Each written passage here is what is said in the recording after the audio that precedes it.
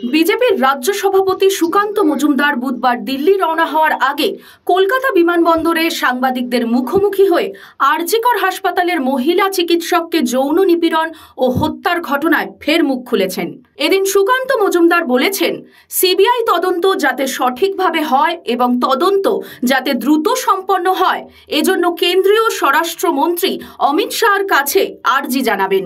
এই ঘটনার প্রতিবাদ হওয়া দরকার দলমত নির্বিশেষে। দেখুন, সিবিআই তদন্ত তো চলছে, শুরু হয়েছে। আজকে আমি যে অনুষ্ঠানে যাচ্ছি সেই অনুষ্ঠানে মাননীয় গৃহমন্ত্রী অমিত শাহজি মুখ্য বক্তা এবং উনি থাকবেন সেখানে উপস্থিত। স্বাভাবিকভাবে এই বিষয়ে কথা বলবো, তার সঙ্গে তাকে অনুরোধ করবো যাতে সিবিআই তদন্ত সঠিকভাবে এগোয় এবং দ্রুত এগোয় এবং জাস্টিস যেন দেওয়া যায়, ন্যায় যেন দেওয়া যায়। গোটা পশ্চিমবঙ্গের মানুষ পুষছে, মানুষ রাস্তায় নামছে, আমরাও নামবো। দলমত নির্বিশেষে সবাই এই বিরুদ্ধে প্রতিবাদ করা উচিত। আজকে রাতে 11:55 মহিলারা 109টি এখনো পর্যন্ত এলাকায় মহিলারা তারা রাস্তায় নামছেন সন্দীপ ঘোষের মন্তব্যের প্রতিবাদে যে একা কেন রাতে বেরিয়েছে। আপনি দুই কন্যার বাবা, সেক্ষেত্রে রাতে এই যে মহিলাদের নামা, সেটা আপনি কিভাবে দেখছেন? দেখুন, স্বাধীনতার 75 বছর পরেও রাজ্যের মেডিকেল কলেজে, কলকাতার মতো জায়গায় যদি রাজ্যের একটি মেডিকেল কলেজে যদি আমরা একজন মহিলাকে রাত্রিবেলা বেরোতে দেওয়ার মতো সুরক্ষা যদি আমরা দিতে না পারি, তাহলে আমাদের এই স্বাধীনতা 75 বছর পার করার পরে যদি আমরা এটা করতে না পারি, তাহলে মানুষ স্বাধীনতার উপর প্রশ্ন করবে। এই ধরনের মন্তব্য, এটা একদম আমি তার তীব্র নিন্দা করছি। এই ধরনের মন্তব্য তারাই করে যারা মধ্যযুগীয় চিন্তা ভাবনায় অবস্থান করছে। আমি চাইবো না যে আমার মেয়েরা এইরকম দেশে থাকুক, যে এইরকম রাজ্যে থাকুক, যে রাজ্যে রাত্রিবেলা মেয়েরা কেন একা বেরোবে তার জন্য প্রশ্ন উঠবে। কেন একা একা গেছিল এই প্রশ্ন করার মতো অধিকার কে দিয়েছে তাকে? তাকে এই অধিকার তার দিয়েছে নাকি সংবিধান, যে মেয়েরা একা বেরোবে? মেয়েরা একা বেরোবে, মেয়েরা কাজ করবে, সামনের দিকে এগিয়ে যাবে।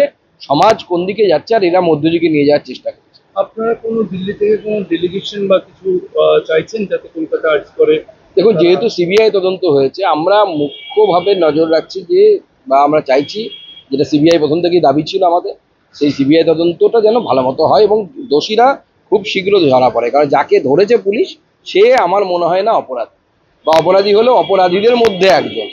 কারণ এটা রেপ করার জন্য মার্ডার না। যেভাবে গাড়ি ভেঙে দেওয়া হয়েছে, পেলভিক বোন নাকি ভাঙা গেছে, যেগুলো মিডিয়ার মাধ্যমে জানতে পারছি, যেগুলো এটা আক্রোশের বশত করা হয়েছে। তার মানে এই মেয়েটি এমন কিছু জেনে গেছিল যেটা ওই ইয়েতে মানে ওই মেডিকেল কলেজে, আরজিকর মেডিকেল কলেজে এমন কিছু অবৈধ কিছু চলতো। আমরা বিভিন্ন কানাঘুষো শুনতে পাচ্ছি, জানি না কি তদন্তে আগামী দিনে আসবে। কেউ বলছে ড্রাগসের র্যাকেট চলতো, কেউ বলছে সেক্সের র্যাকেট চলতো, এবং তাতে একজন সাংসদের আত্মীয়র কথা উঠে আসছে, মুর্শিদাবাদের একজন সাংসদের আত্মীয়র কথা উঠে আসছে। এগুলো তদন্ত হওয়া উচিত। সিবিআই কে তদন্ত দেওয়ার পরই দেখা গেল আজ সকালবেলায় সিবিআই বিচার টিম শহরে এসে পড়লো এবং তদন্ত শুরু করে দিল। দেখুন, সিবিআই তদন্ত হোক, দ্রুত হোক, এবং এই সমস্ত তথ্য বাইরে আসুক কারা এই কাজের সাথে যুক্ত, এবং তারা সেই অপরাধীরা উপযুক্ত শাস্তি পাক। কিন্তু যতটা টাইম কিল করা হলো, কতটা তথ্য প্রমাণ সিবিআই পাবে, সেটাও একটু চিন্তার বিষয়, আমার জন্য অন্ততপক্ষে চিন্তার বিষয়। শেষ প্রশ্ন, যেই সেমিনার হলে ঘটনা ঘটেছে তার পাশের ঘরে ভেঙে সংস্কারের কাজ চলছে, যে তথ্য প্রমাণের একটা নষ্টের অভিযোগ উঠছে। একদম অবশ্যই সিবিআইয়ের হাতে যাওয়ার পরেই সেই অংশে কাজ শুরু। পরিষ্কার বোঝা যাচ্ছে কেন সুপারকে নিয়ে বা এই প্রিন্সিপালকে নিয়ে মমতা বন্দ্যোপাধ্যায় কেন আদর যত্নে রাখেন, এখন বোঝা যাচ্ছে। কাউকে বাঁচানোর চেষ্টা করা হচ্ছে।